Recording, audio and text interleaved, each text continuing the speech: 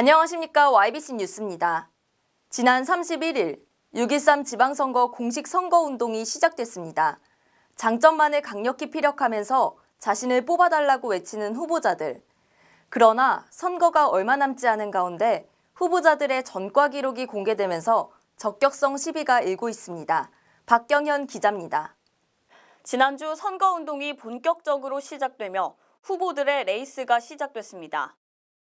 6월 13일 선거까지 남은 시간은 약 10여일. 유권자들은 학력과 직업을 비롯해 재산은 얼마를 지녔는지, 병역 신고 사항은 어떠한지까지 여러 방면으로 후보자를 면밀히 살핍니다.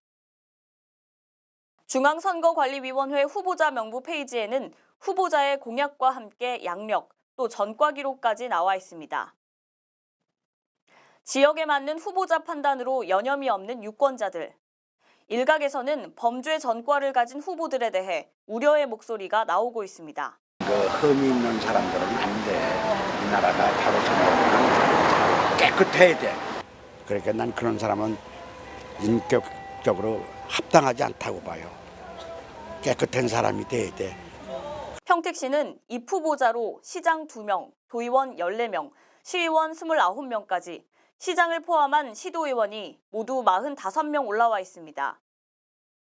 이 중 전과 기록이 신고된 사람은 14명이며 총 27건의 전과가 기록돼 있습니다. 신고 기록 중 가장 큰 비율을 차지한 전과 종류는 음주운전으로 14명 중 5명, 모두 6건을 기록했습니다. 뒤이어 공무집행 방해가 5건으로 나타났습니다. 눈에 띄는 범죄 기록도 있습니다.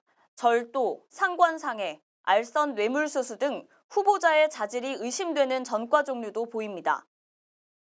정당별로 살펴보니 가장 범죄 기록이 많은 곳은 바른미래당 5건, 더불어민주당이 3건, 무소속이 3건, 자유한국당은 2건, 민중당이 1건으로 나타났습니다. 전과 기록이 깨끗한 선거구도 있습니다. 평택시 도의원 제4선거구는 전과 사실이 없는 것으로 나타났습니다. 적격성 논란이 재점화되는 가운데 전과가 많은 후보자와 죄질에 따라 형량이 큰 후보자는 범죄 사실로 인한 파문이 클 것으로 예상됩니다.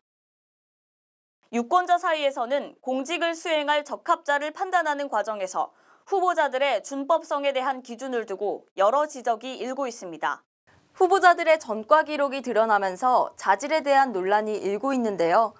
일부에서는 입 후보자들에 대한 검증 시스템이 제대로 작동하지 않고 있다는 비판도 제기됐습니다. 조례를 제정하고 행정력을 통솔하면서 국민들의 모범이 되겠다고 나선 이들의 과거 범법행위 기록들이 밝혀지자 일부 유권자들은 실망감을 넘어서 분노를 표출하기도 했습니다. 냉철한 판단을 통해서 적임자를 선출하는 것, 바로 유권자의 권리이자 의무입니다. 지금까지 YBC 뉴스의 유효림이었습니다. 시청해주셔서 고맙습니다. 보이십니까? 21세기 동북아 물류의 전초기지 평택항. 새로운 기회와 놀라운 변화.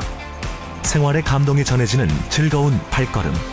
평택이 시민과 함께 대한민국 신성장 경제 신도시로 더 새롭게 발전합니다.